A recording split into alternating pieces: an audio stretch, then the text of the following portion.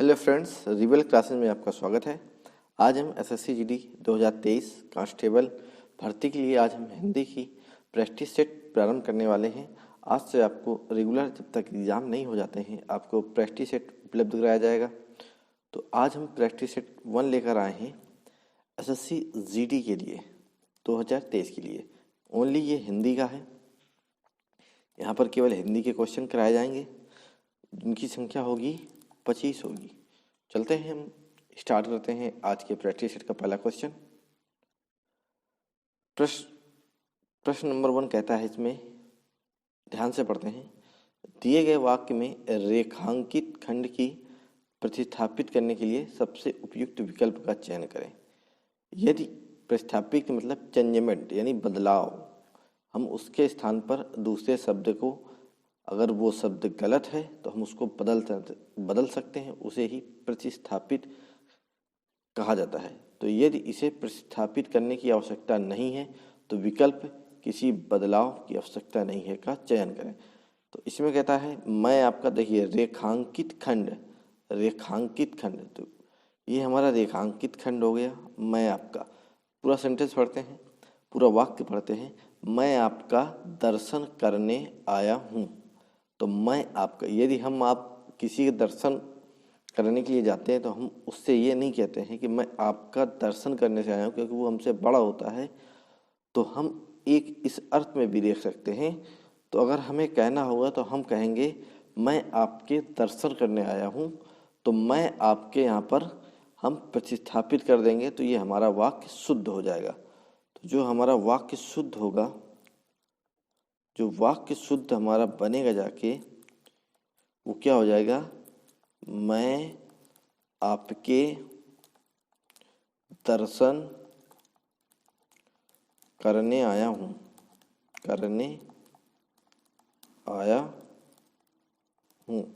ये हमारा शुद्ध वाक्य बन जाएगा। तो इसमें ऑप्शन नंबर सी हमारा आंसर हो जाएगा, मैं आपके। अब इसमें ये जो दर्शन शब्द दिखाई दे रहा है, ये हमेशा, दर्शन शब्द का प्रयोग हमेशा बहुवचन में होता है प्रयोग। यानी दर्शन शब्द का हमेशा प्रयोग होता है वो बहुवचन में होता है। तो यहाँ पर बहुवचन की संज्ञा भी प्रयुक्त होगी, यानी मैं आपके दर्शन करने आया हूँ। तो ये हमारा पहला क्वेश्चन का पहला आंसर है, मैं आपके। यहाँ पर हम रेखांकित अंश की जगह में यहाँ पर मैं आपके रख दिया जाएगा। चलते हैं क्वेश्चन नंबर दूसरा। क्वेश्चन नंबर दूसरा कहता है कि दिए गए वाक्य का वह भाग ज्ञात करें जिसमें कोई त्रुटि है। मतलब कोई सेंटेंस दिया है, उसमें किसी भाग पे त्रुटि है, वो हमें ढूंढना है। यदि कोई त्रुटि नहीं है तो हमें कोई त्रुटि नहीं वाले ऑप्शन पर क्लिक करना है। चलिए देखते हैं। हमारा सेंटेंस इसमें है, प्रधानाचार्य ने हिंदी अध्यापक को बुलाए। तो ऐसा, ये यहीं पर देखिए बुलाए में हमें कुछ डाउट लग रहा है, तो यही ऑप्शन यहाँ पर गलत है। तो यानी हमारा यहाँ पर जो ऑप्शन नंबर तीसरा है, ये तीसरा का है। तो तीसरा ही हमारा यहाँ पर, यानी त्रुटि सेंटेंस हमें मिल गया, वाक्य मिल गया, को बुलाओ। तो यहाँ पर अगर हम शुद्ध वाक्य अगर बनाते हैं, शुद्ध वाक्य तो बनेगा प्रधानाचार्य ने हिंदी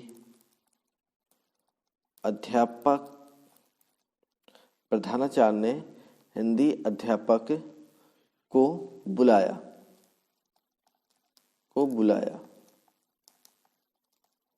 ये हमारा शुद्ध वाक्य बनेगा। तो यानी यहाँ पर तीसरे नंबर पर हमारी त्रुटि है। तो ये हमारा दूसरा क्वेश्चन है। अगले क्वेश्चन की ओर चलते हैं। अगला क्वेश्चन कहता है, मुझे मजा आती है, रेखांकित शब्द की त्रुटि बताइए। यानी ये मजा आती जो रेखांकित किया गया है, इसमें क्या त्रुटि है ये हमें बताना है। ऑप्शन देखते हैं। इसमें लिखा है, पहला ऑप्शन लिंग के कारण, दूसरा ऑप्शन वचन के कारण, तीसरा ऑप्शन है कारक के कारण, चौथा चौथा ऑप्शन है, यानी चौथा विकल्प है विशेषण के कारण। तो मजा आती है में जो त्रुटि है वो किस कारण हुई है? तो इसका जो आंसर होगा वो होगा लिंग के कारण।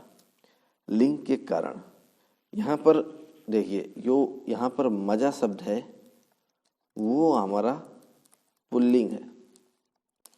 कैसा शब्द है? पुल्लिंग शब्द है। मजा शब्द जो है पुल्लिंग शब्द है।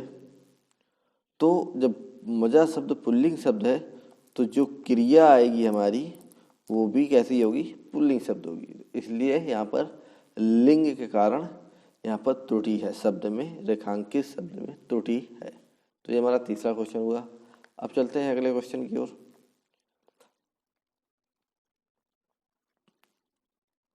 अगला क्वेश्चन कहता है दिए गए शब्द का विलोम चुनें। सर्वप्रथम हम जान लेते हैं विलोम शब्द किसे कहते हैं।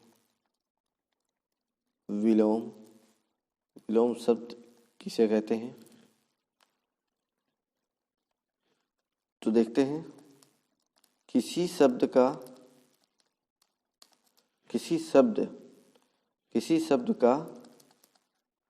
विपरीत,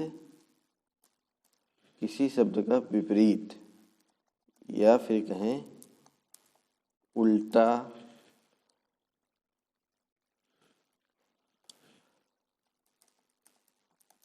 अर्थ देने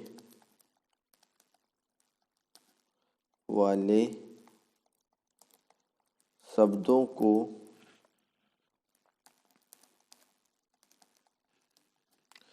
विलोम शब्द कहते हैं। तो ये देखिए हमारा विलोम शब्द, यहाँ पर विलोम चुनने यानी विलोम शब्द चुनना है। तो दिए गए शब्द कौन सा है? द्रुत। तो अभी देखिए हमने यहाँ पर देखा विलोम शब्द किसी शब्द का विपरीत या उल्टा अर्थ देने वाले शब्दों को विलोम शब्द कहते हैं। जो शब्द इसके विपरीत अर्थ देता है उसको हम क्या कहते हैं?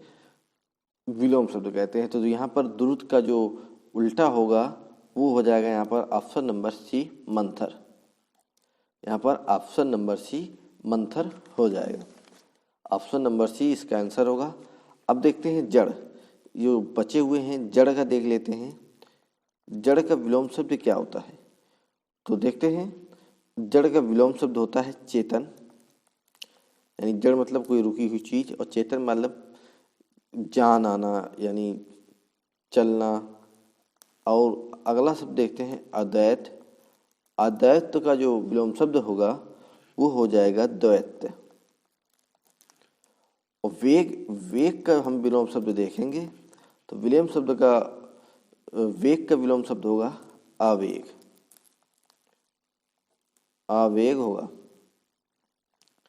तो हमने देखिए द्रुत के साथ जड़ का भी विलोम शब्द जाना। जड़ का विलोम शब्द होता है चेतन, अद्वैत का विलोम शब्द होता है द्वैत, वेग का विलोम शब्द होता है आवेग। तो ये हमारा क्वेश्चन हुआ। अब चलते हैं नेक्स्ट क्वेश्चन की ओर। नेक्स्ट क्वेश्चन कहता है हमारा, निम्नलिखित प्रश्न में दिए गए 4 विकल्पों में से उस विकल्प का चयन करें जो मुहावरे का अर्थ प्रकट करता है। देखिए, कथा के बैगन के मुहावरों का अर्थ क्या है? इसमें विकल्प पहले में कहता है मनगढ़ंत बातें, दूसरा विकल्प कहता है असभ्य वस्तु, तीसरा कहता है कृपण व्यक्ति, चौथा कहता है केवल दूसरों के लिए उपदेश। केवल दूसरों के लिए उपदेश। तो कथा के बैगन का जो अर्थ प्रकट करेगा मुहावरा, उसमें इसका आंसर हो जाएगा ऑप्शन नंबर डी। ये हमारा इसमें सही आंसर होगा। देख लेते हैं, अगर हम इसका वाक्य प्रयोग करना पड़े, वाक्य प्रयोग तो किस तरह करेंगे? वाक्य प्रयोग करेंगे जैसे कि मान लीजिए इसका वाक्य प्रयोग करते हैं। वाक्य प्रयोग करते हैं, मनोज, कोई लड़का है, मनोज केवल कथा के बैगन ही है, वह खुद तो नियमों को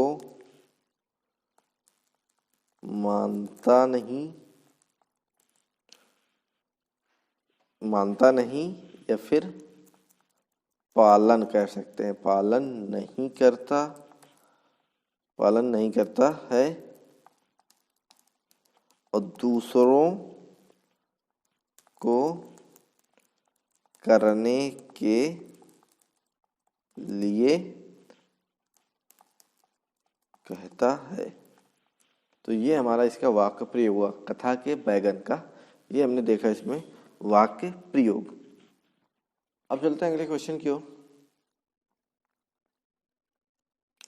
अगला क्वेश्चन कहता है हमारा, वह बात जो जनसाधारण में चलती आ रही है, वह बात जो जनसाधारण में चलती आ रही है, इस वाक्य के लिए एक सार्थक शब्द दीजिए। एक सार्थक शब्द दीजिए। तो किसके लिए हमें सार्थक शब्द देना है? वो बात जो जनसाधारण में चलती आ रही, इस वाक्य के लिए एक सार्थक शब्द दीजिए। तो देखिए इसमें है किंवदंती, कूपमंडू, कपोल कल्पित, किम कर्तव्यम। तो इसका जो आंसर हो जाएगा वो हो जाएगा किंवदंती।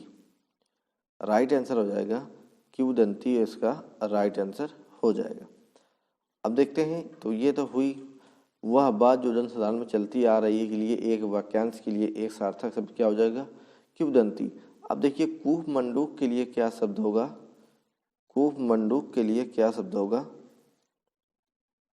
कूपमंडूक के लिए शब्द देखते हैं। कूपमंडूक यानी इसका अर्थ जो होता है या सार्थक अगर वाक्य इसमें बताएं हम, तो वह मनुष्य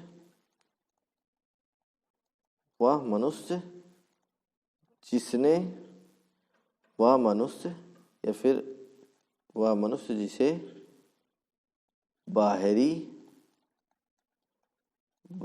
दुनिया का अनुभव या ज्ञान न हो। तो यानी वह मनुष्य जिसे बाहरी दुनिया का अनुभव या ज्ञान न हो, उसे हम कूपमंडूक कहते हैं। अब ये कपोल कल्पित शब्द का सार्थक वाक्य क्या बनेगा जाके? कपोल कल्पित का देखिए, कपोल कल्पित मतलब होता है जो बातें केवल मनगढ़ंत हों, तो उसका मतलब हो जाएगा कपोल कल्पित। अब देखिए किम कर्तव्यम शब्द का जो वाक्य बनेगा वो क्या होगा? सार्थक वाक्य क्या किया जाए, ये हमारा सार्थक वाक्य बनेगा। तो देखा हमने छठवां क्वेश्चन का आंसर, किंवदंती, वह बात जो जनसाधारण में चलती आ रही है, इस वाक्यांश के लिए एक सार्थक शब्द क्या बनेगा? किंवदंती बनेगा। चलते हैं नेक्स्ट क्वेश्चन की ओर। इसमें कहता है रिक्त स्थान भरने के लिए सबसे उपयुक्त शब्द का चयन करें। तो देखते हैं, इसमें रिक्त स्थान दिया है, रिक्त स्थान फिर लिखा है से गहने बनते हैं। चलिए देखते हैं, ऑप्शन नंबर ये रखते हैं। तो अगर यहाँ पर रखेंगे, तो अगर हम यहाँ पर ये रखते हैं तो ये हो जाएगा टीन से गहने बनते हैं। ये तो बिल्कुल गलत है, टीन से कोई गहने बनता है। फिर ऑप्शन नंबर 2 देखते हैं। ऑप्शन नंबर जब 2 देखते हैं तो सोना से गहने बनते हैं। तो देखिए सोना से गहना बनता है, गहने नहीं। तो यहाँ पर जो हो जाएगा हमारा आंसर वो हो जाएगा सोने, यानी सोने से गहने बनते हैं। तो इसका आंसर हो जाएगा सी नंबर, हमारा आंसर हो जाएगा। चलते हैं नेक्स्ट क्वेश्चन की ओर। नेक्स्ट क्वेश्चन कहता है आँख लगना मुहावरे का सही अर्थ, यानी आँख लगना एक मुहावरा है, का सही अर्थ हमें बताना है। ऑप्शन है 4। पहला ऑप्शन है गहरी नींद आना, दूसरा ऑप्शन है झपकी आना, तीसरा ऑप्शन है आँख में दर्द होना, चौथा ऑप्शन है गले पड़ना। तो आँख लगना मुहावरे का सही अर्थ यहाँ पर हो जाएगा हमारा झपकी लगना, झपकी आना, यानी आँख लगने मुहावरे का अर्थ हो जाएगा झपकी आना। अब देखिए अगर हम इसका वाक्य प्रयोग देखें, वाक्य प्रयोग किस तरह होगा। वाक्य प्रयोग हम देखते हैं किस तरह होगा। मान ली कोई लड़का, मतलब दीपक नाम का कोई लड़का है, तो उसके ऊपर हम बनाते हैं दीपक की जरा सी आंख क्या लग गई कि उसका बैग ही चोरी हो गया।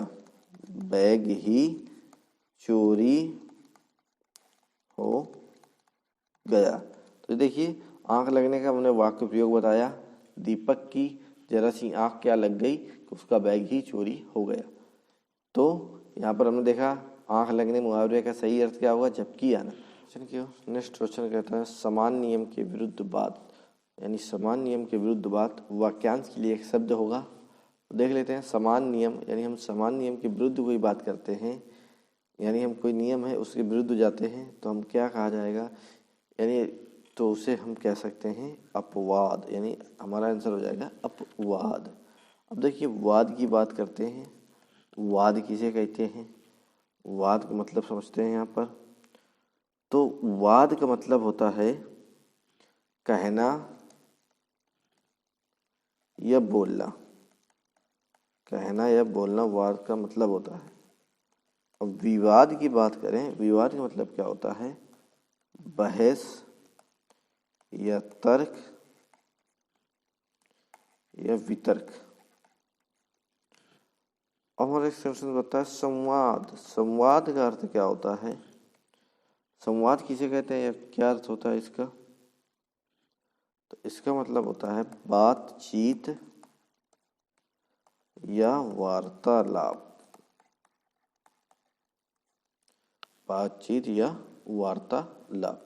चलते हैं यहाँ पर नेक्स्ट क्वेश्चन की ओर। नेक्स्ट क्वेश्चन करता है रेखांकित शब्द का सही विलोम बताइए। तो देखिए, रेखांकित शब्द क्या है, सद्भाव का हमने विलोम शब्द बताना है। तो यानी जो विपरीत अर्थ, यानी सद्भाव का हम यहाँ पर जो विलोम हो जाएगा वो हो जाएगा दुर्भाव हमारा राइट आंसर हो जाएगा। अब देखते हैं यहाँ पर स्वभाव, इस शब्द का हम देखते हैं। स्वभाव का अगर विलोम शब्द की बात करें तो स्वभाव का हो जाएगा कुस्वभाव। फिर बात करें गुस्सा का विलोम शब्द क्या हो जाएगा, तो गुस्सा का विलोम शब्द हो जाएगा प्यार। फिर बात करते हैं छम्म का, तो छम्म का विलोम शब्द अगर हम बात करें तो ये हो जाएगा अक्षम। तो हमने सद्भाव के साथ साथ जो अन्य 3 विकल्प दिए हैं उनका भी हमने यहाँ पर विलोम शब्द देख लिया। चलते हैं अगले क्वेश्चन की ओर। अगला क्वेश्चन कहता है रिक्त स्थान भरने के लिए सबसे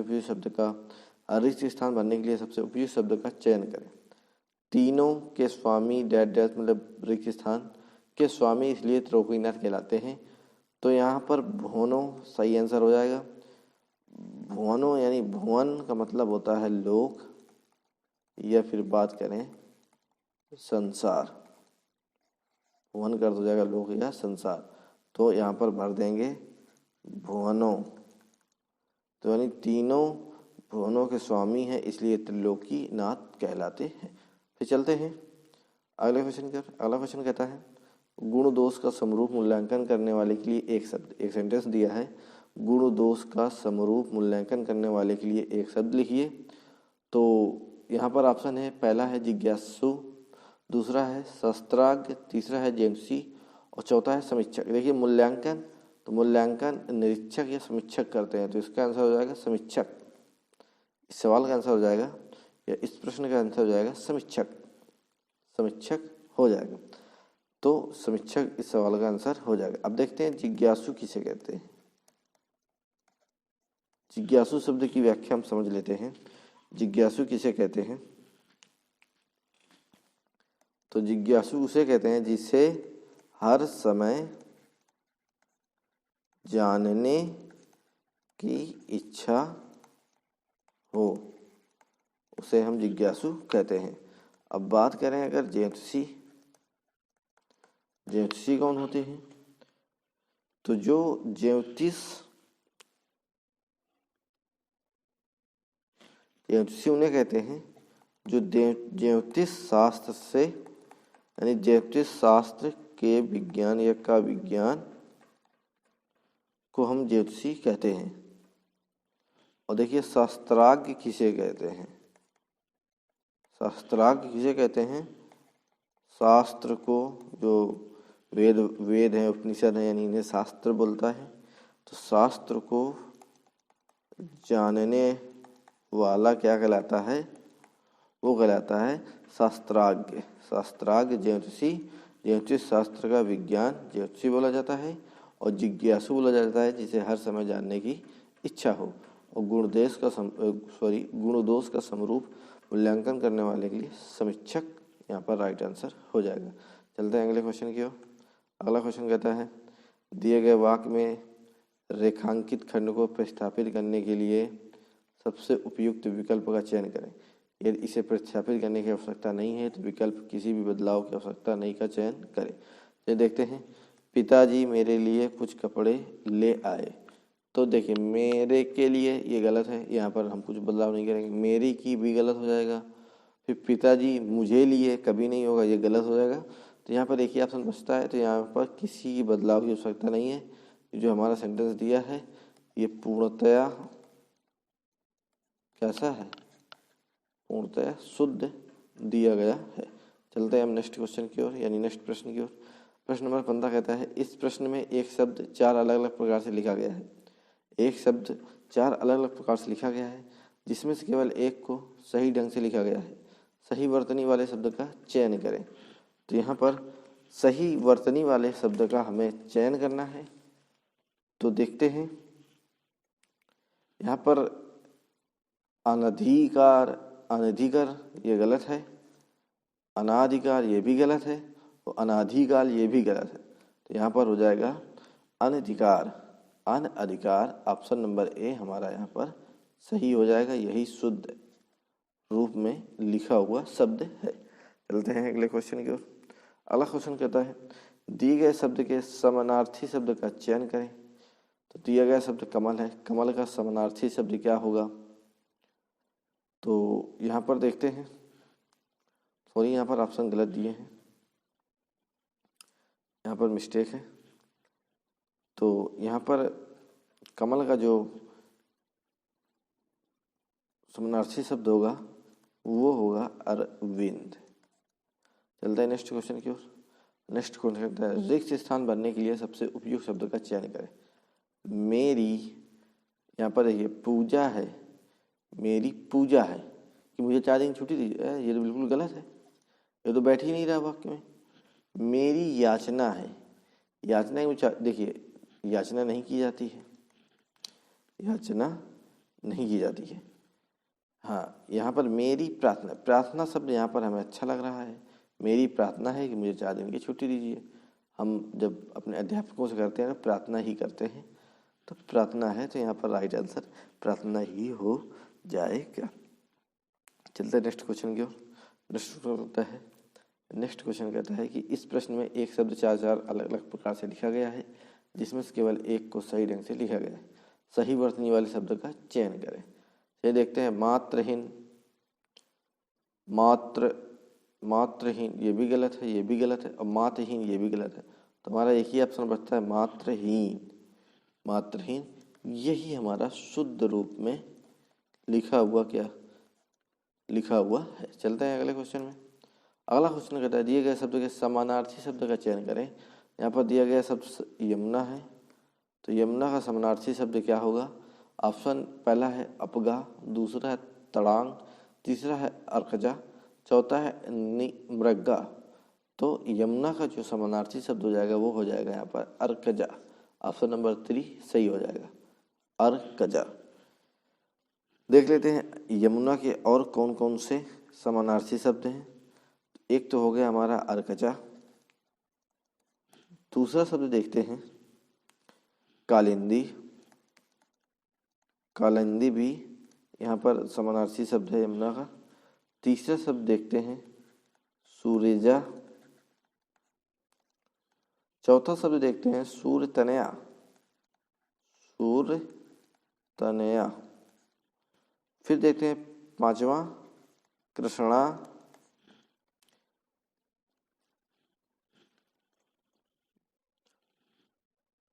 तरणिजा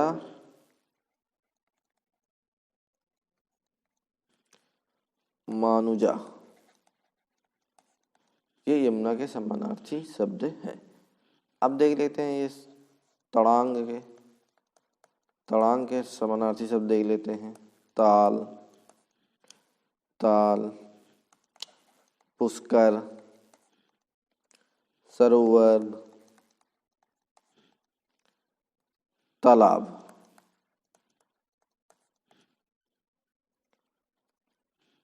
सर भी कहते हैं, पोखर भी कह देते हैं। तो ये हमारे तड़ांग के समानार्थी शब्द हो गए। अब देख लेते हैं आपगा। आपगा के क्या क्या समानार्थी शब्द होंगे। तो देखिए आपगा का समानार्थी शब्द हो जाता है नदी। नदी के बाद तनुजा हो जाएगा, सारंग हो जाएगा, तारनी हो जाएगा,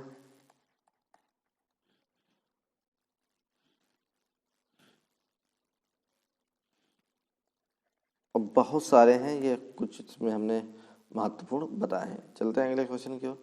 अगला क्वेश्चन कहता है दिए गए वाक्य में रेखांकित खंड को प्रतिस्थापित करने के लिए सबसे उपयुक्त विकल्प का चयन करें। यदि इसमें प्रतिस्थापित करने की आवश्यकता नहीं है तो विकल्प किसी बदलाव की आवश्यकता नहीं है का चयन करें। देखिए मेरी गाय को छूने का उत्साह कभी कोई नहीं कर सकता क्योंकि वह मारती है। तो इस क्षेत्र में जो हमारा रेखांकित भाग था वो हमारा रेखांकित भाग है ये, ठीक है। मेरी गाय को छूने का उत्साह, तो यहाँ पर उत्साह की जगह में देखिए मेरी गाय को छूने की हिम्मत, मेरी गाय को छूने की हिम्मत कभी कोई नहीं कर सकता क्योंकि वो मारती है। यहाँ पर मेरी गाय को छूने का साहस, उत्साह की जगह में साहस यहाँ पर सही लग रहा है। तो इसका यहाँ पर बी नंबर करेक्ट हो जाएगा यहाँ पर। तो यहाँ पर सेंटेंस हमारा बन जाएगा मेरी गाय को छूने का साहस कभी कोई नहीं कर सकता क्योंकि वह मारती है। चलते हैं नेक्स्ट क्वेश्चन की ओर। नेक्स्ट क्वेश्चन देखिए गद्यांश से संबंधित है। गद्यांश है, निम्नलिखित गद्यांश को पढ़कर पूछे गए प्रश्नों का उत्तर लिखिए। एक साधु थे, भिक्षाटन से मजे से दिन गुजारते और आनंद पूर्वक भजन करते थे। यानी एक साधु थे, भिक्षा मांगकर वो आनंद पूर्वक अपना गुजारा और भजन करते थे। एक दिन महत्वाकांक्षी सिर पर चढ़ी झोपड़ी के चूहों से निपटने के लिए एक बिल्ली पाली। यानी जहाँ साधु रहते थे जिस झोपड़ी पे वहाँ चूहे बहुत लगते थे। तो साधु उन्हें सोचा कि मैं चूहों को भगा दूं, इसलिए उसने बिल्ली पाली। बिल्ली के लिए दूध की जरूरत पड़ी तो उसने साधु ने गाय खरीद कर ले आए। गाय को साज संभाल के लिए महिला की आवश्यकता पड़ी तो महिला से शादी कर ली, परिवार बना। संत बनकर लोक कल्याण करने का लक्ष्य कहीं से कहीं चला गया। भौतिक आकांक्षाओं का जंजाल इतना बढ़ गया कि परमार्थ का लक्ष्य पूरा करने के लिए कुछ भी नहीं बचता था। सारी क्षमता उसी में खत्म हो जाती थी। सपनों में जमघट ही शेष रह जाता है। कहने का तात्पर्य यह है कि हमें हमारे लक्ष्य की ओर ध्यान देना चाहिए। तो ये हमारा गद्यांश था। अभी हमने गद्यांश पढ़ा। अब इससे संबंधित क्वेश्चन देखते हैं। तो इसमें लिखा है साधु अपना निर्वाह खाली स्थान करता था, रिक्त स्थान की पूर्ति कीजिए। तो साधु अपना निर्वाह कैसे करता था? तो देखिए भिक्षाटन से वो अपना निर्वाह करता था। देख लेते हैं भिक्षापन, यहाँ पर ऑप्शन नंबर सी पर है, यही हमारा। तो साधु अपना निर्वाह भिक्षाटन करके करता था, ठीक है। तो यही हमारा यहाँ पर सही आंसर हो जाएगा। अगला देखते हैं क्वेश्चन। अगला क्वेश्चन कहता है, वही गद्यांश है। अगला क्वेश्चन कहता है कि आवश्यकता के स्थान पर उचित शब्द लिखिए। तो देखिए आवश्यकता का हम दूसरा रूप यहाँ पर लिख सकते हैं जरूरत। यहाँ पर उचित शब्द बन जाएगा आवश्यकता की जगह में, तो हमारा बी नंबर यहाँ पर सही होता है। चलते हैं अगले क्वेश्चन की ओर। अगला क्वेश्चन कहता है महत्वाकांक्षा रेखांकी शब्द का उचित अर्थ लिखिए। महत्वाकांक्षा के रेखांकी शब्द का यहाँ पर जो अर्थ होगा वो हो जाएगा हमारा उन्नति को प्राप्त करने की इच्छा, उन्नति को प्राप्त कर। नेक्स्ट क्वेश्चन कहता है परमार्थ, परमार्थ रेखांकी शब्द का विलोम बताइए। देखिए परमार्थ का विलोम शब्द क्या हो जाएगा यहाँ पर, परमार्थ का जो विलोम शब्द हो जाएगा वो हो जाएगा हमारा स्वार्थ। अब देखते हैं लालची, लालची की अगर हम विलोम शब्द की बात करें तो ये क्या हो जाएगा,